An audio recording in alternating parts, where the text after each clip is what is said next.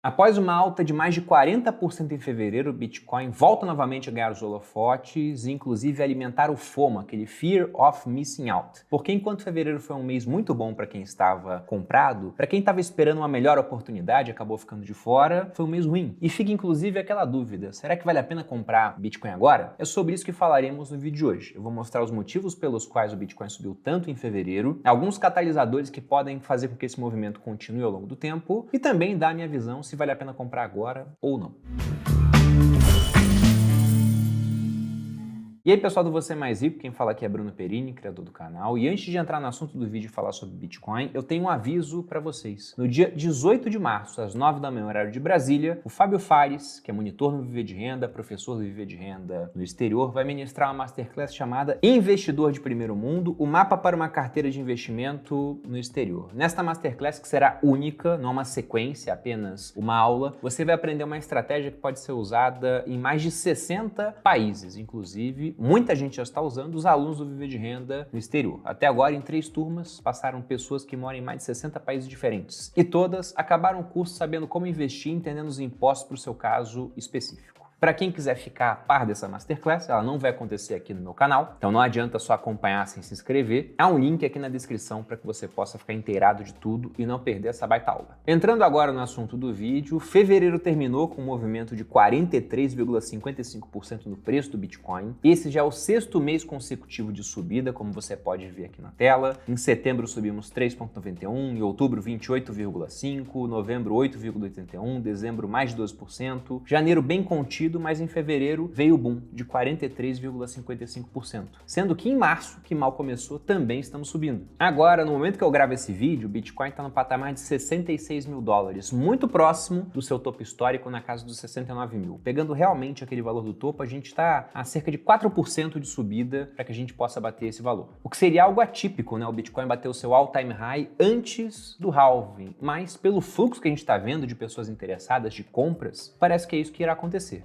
E, logicamente, o Bitcoin não está subindo sozinho. Depois que ele sobe, ele acaba puxando outras moedas. Então, colocando alguns resultados nos últimos 30 dias. Veja que o Ether da rede Ethereum subiu 52,56%, Solana subiu 34,84% e há várias meme coins subindo absurdos, como, por exemplo, essa aqui, a Pepe. Eu até comentei dela outro dia lá no Instagram, que está subindo nos últimos 30 dias impressionantes 540,86%. E quando eu comentei no Instagram, não foi falando, olha, vale a pena, tem fundamento. Na verdade, foi falando, é uma meme coin, não tem fundamento algum. Mas 2024 será esse ano em que você que estuda empresas e compra ações com base em análise fundamentalista vai ganhar uns 20% no ano, se o ano for bom, enquanto o teu vizinho, que fica só se informando das coisas no Twitter, vai comprar aquela criptomoeda tweetada pelo Elon Musk ou uma que tem cara de cachorro, cara de sapo como a Pepe e vai ficar milionário. E eu digo isso porque já vimos acontecer em ciclos passados. O mercado ele não é justo. Ele não vai premiar quem estuda mais. De vez em quando, há esses golpes de sorte. E é lógico que isso aqui é um movimento totalmente especulativo, pode subir muito e depois pode desabar. De modo que não é uma posição que deveria ser construída para longo prazo e nem com valores muito altos. É quase como uma aposta no final das contas. Agora, voltando a olhar para o Bitcoin, que realmente é aquilo que tem fundamento e que dentro desse universo das criptomoedas já se provou no teste do tempo que nós tivemos até agora, afinal de contas é a mais antiga, nós temos um dado muito interessante. Compartilhando esse gráfico aqui do site Into the Block, que faz análises on-chain do Bitcoin, veja que no momento atual nós temos cerca de 99,17% do pessoal que comprou Bitcoin no lucro. Eles estão no positivo. Caramba, Bruno, como é que pode isso, né? Menos de 1% de pessoas no prejuízo com Bitcoin. Isso está acontecendo por conta da aproximação que nós temos do topo histórico. E aqui, inclusive, vocês podem ver na tela que eles dão uns pesos diferentes, né? Abaixo nós temos o preço do Bitcoin, faixas de preço, e essas bolinhas verdes representam o número de pessoas que comprou em tal faixa de preço. Vejo que quase ninguém comprou lá quando não tinha valor, na época do Satoshi Nakamoto minerando sozinho. E depois nós temos uma certa uniformidade, sendo que a segunda menor bolinha verde é numa faixa entre 59 e 61 mil dólares. Depois temos essa que está em cinza, entre 61 e 67 mil dólares. Mostrando que uma minoria de pessoas comprou nessa faixa, que é atual agora. E quando o Bitcoin fizer o seu novo all-time high, seu preço mais alto, então teremos 100% do pessoal que comprou Bitcoin nominalmente no lucro. lucro. E digo nominalmente porque vamos lembrar que após o topo anterior, você teve inflação acontecendo no mundo inteiro, inclusive em dólar, então se a gente fosse corrigir realmente, o topo real seria em torno de 77 mil dólares. E aí, diante de todo esse movimento, essa pujança do Bitcoin, fica aquela dúvida, Bruno, eu não comprei, ou eu comprei muito pouco, ou até comprei em termos razoáveis, mas eu tô pensando se vale a pena comprar mais, ainda dá para entrar? E resumidamente, na minha opinião, eu diria que a festa ainda não começou. Nós ainda teremos um grande show, os assentos VIPs foram todos vendidos para o pessoal que comprou naquela época com preço muito baixo, mas ainda tem vaga na arquibancada, porque o halving ainda nem chegou. Segundo a previsão do site NiceHash, e eu já vi dados de previsão diferentes, todos eles casam que vai ser agora em abril, após a metade do mês, mas eu vi estimativas que variavam. Então no NiceHash a gente tem cerca de 50 dias para o halving, que para quem não se lembra ou não teve contato com esse termo, é um evento programado, ele acontece a cada mais ou menos 4 anos, é que não é uma medida temporal em si, é um número de blocos, acontece a cada 210 mil blocos minerados, sendo que cada bloco é minerado no intervalo de mais ou menos 10 minutos, por isso que no final nós chegamos a esse número de mais ou menos 4 anos. E o halving é uma programação, não é um evento que, nossa, vai acontecer de surpresa, todo mundo sabe que vai acontecer. E o seu resultado prático é a queda pela metade na recompensa dos mineradores. Atualmente, se você pega a recompensa por bloco de Bitcoin, de 6,25, um bloco a cada 10 minutos, nós temos 900 Bitcoins produzidos por dia. Após a data do halving, o que nós teremos é a diminuição de 6,25 para 3,125 Bitcoins por bloco. A cada 10 minutos, vezes aí as 24 horas do dia, nós teremos 450 Bitcoins produzidos. Fazendo uma analogia, é como se no mercado de ouro os mineradores se reunissem a cada mais ou menos 4 anos e falassem, pessoal, de hoje em diante só iremos produzir metade dos Bitcoins que nós produzíamos antes. Então é nessa hora realmente que você vai ter a escassez do Bitcoin aparecendo ainda mais, porque não basta ele ter apenas 21 milhões de unidades que serão produzidas. A produção dele cai pela metade a cada mais ou menos 4 anos. E quando isso aconteceu nos ciclos passados, nos 3 halvings anteriores, o que nós tivemos foi um forte movimento de apreciação do Bitcoin. E logicamente a gente não pode falar que o que aconteceu no passado vai se repetir no futuro. Não é assim de maneira automática, mas há um certo movimento causal para isso. E um deles está até na parte do preço de produção de um Bitcoin atualmente. Compartilhando na tela esse gráfico que a gente pegou lá do Caprioli, nós temos em cinza, não dá nem para ver direito porque a linha preta acaba ficando sobre ela, mas em cinza seria o preço do Bitcoin, a linha preta seria o preço que os mineradores vendem o seu Bitcoin, em vermelho o custo da eletricidade e meio que laranja é o custo de produção do Bitcoin, juntando essa parte da eletricidade com mais os equipamentos, mão de obra, ou seja, tudo que há de custo realmente para se produzir um Bitcoin. E a estimativa atual do custo, não vai dar para ver muito bem aqui no gráfico, porque ele coloca 2024 como um todo, mas é que hoje o preço de produção do Bitcoin estaria em torno de 31 mil dólares. Só que, perceba que todo esse gasto com eletricidade, com equipamento, ele se mantém fixo e de repente a recompensa ela cai pela metade. De modo que para o mesmo bloco minerado, o minerador agora vai ter uma recompensa que caiu 50%, de modo que a gente pode falar que esse custo de produção vai dobrar, ele vai sair de 31 mil dólares para 62 mil dólares. De modo que se o preço do Bitcoin não subir muito, não vai compensar para muitos mineradores permanecerem na atividade. Se eles fossem vender o Bitcoin pelo preço atual, em torno de 66 mil dólares, eles quase não teriam lucro. Então o que deve acontecer, além da redução da oferta de Bitcoins pelo halving em si, é que no primeiro momento os mineradores seguram os Bitcoins, reduzindo ainda mais a oferta e vendendo só depois que o preço já tiver reagido. Então por isso que após os halvings, você costuma ter esses movimentos muito fortes. Que vale dizer, eles ficam mais fracos à medida que os halvings vão passando, mas talvez nesse seja diferente. E eu digo isso por conta de um novo componente que nós temos nessa equação dos preços do Bitcoin, que é a demanda institucional, vinda principalmente dos ETFs lançados no mercado americano agora, no começo do ano. Colocando esse gráfico na tela do Yahoo Finance, veja que alguns dos ETFs, aqueles principais, nós temos o da BlackRock, o IBIT, o GBTC, que era aquela trust que virou um fundo depois, no começo até deu um resultado negativo, a gente teve saída líquida de investidores de lá. Depois o da Fidelity, o FBTC, o da ARK, ARKB, o da Bitwise, BitB, que está em amarelo, e 6 outros. Então veja como o volume, ele foi crescendo desde a aprovação dos ETFs, batendo recordes agora em fevereiro. Inclusive vale chamar a atenção que os ETFs de Bitcoin parece que se tornaram um ativo queridinho de Wall Street, porque eles chegaram a ter mais negócios do que ETFs do S&P 500 e do Nasdaq 100. Lembrando que o S&P 500 é o principal índice americano e o Nasdaq 100 é o principal índice de tecnologia dos Estados Unidos. E todo esse volume provocou um fluxo de compras muito maior do que o fluxo de produção de Bitcoins no mesmo período. Se eu pego aqui a figura resumindo a última semana, perceba que as compras dos ETFs de Bitcoin foram de 30.029 Bitcoins, enquanto a produção dos mineradores mineradores foi de 6.160. Ou seja, perceba que nós tivemos uma demanda 5 vezes maior do que o teórico aumento de oferta. Eu digo teórico pelo seguinte, de fato tivemos a produção de novos bitcoins, mas será que esses bitcoins foram colocados à venda ou os mineradores já estão segurando, aqueles que têm condição de fazer isso, para vender somente mais tarde, depois que o preço reagir? E esse é um ponto interessante, porque se os ETFs têm que comprar todos esses bitcoins, por conta da demanda que está existindo por trás, de quem que eles estão comprando? Porque não tem bitcoin solto no mercado. Todo bitcoin que já foi produzido pertence a alguém, está na mão de alguma pessoa. Uma boa parte deles, mais ou menos uns 5 milhões, segundo estatísticas que eu já tive acesso, estariam perdidos, inacessíveis para sempre. 1 milhão apenas na carteira do Satoshi Nakamoto, que nunca mexeu naquele negócio. Agora o restante, os outros 15 milhões, estão na mão de alguém. Algumas mãos mais fracas, dispostas a vender por preços mais baixos. É aquele pessoal que quando bater 69 mil vai vender porque recuperou o prejuízo e vai querer sair. E outras nas mãos de pessoas mais fortes, daqueles holders de verdade. Ou como a comunidade do Bitcoin fala, né, daqueles hodlers, que foi um erro de grafia lá atrás num fórum e ficou assim, que estão segurando isso e pretendem não vender ou se forem vender por preços muito mais altos. Então quando eles começam a rapar todos os bitcoins do mercado para poder colocar nos ETFs, o que a gente tem foi esse movimento bizarro que a gente viu em fevereiro de uma subida de mais de 40%. Lembrando que quando os ETFs foram lançados, muita gente falou, poxa, parece que não teve o efeito esperado, mas foi só uma questão de mudar o mês. E principalmente de passar o fluxo negativo de pessoas querendo sair do GBTC, como vocês podem ver nesse gráfico. Observe que depois do final de janeiro, lá pelo dia 26, a gente passou a deixar de ter saída líquida dos ETFs para ter entradas, em volumes crescentes ao longo do tempo. E um ponto de destaque para essa questão das entradas de capital é que aqui nós temos muito mais participação de pessoas jurídicas, de institucionais, do que de pessoas físicas. E uma maneira de observar isso é, por exemplo, olhando buscas no Google, comparando com os ciclos anteriores, e também o volume negociado na Coinbase, que é uma corretora americana muito grande que serve como uma base de comparação, uma referência. Primeiro, pegando aqui a parte das buscas do Google, veja que nós ainda estamos muito distantes dos topos registrados em 2021 e ao final de 2022, do meio para o final, quando a gente teve notícias importantes, né, com quebra de FTX, por exemplo, outras empresas quebrando antes e derrubando o preço do Bitcoin. Agora a gente está com uma pesquisa ainda tímida. Então a pessoa física não começou a jogar ainda no Google sobre Bitcoin. E se a gente olha os números da Coinbase, eles demonstram a mesma coisa. O quarto trimestre de 2023 foi mais forte do que vários outros trimestres? Sim, mas nada comparado àqueles trimestres do ciclo anterior, quando o Bitcoin já estava subindo com força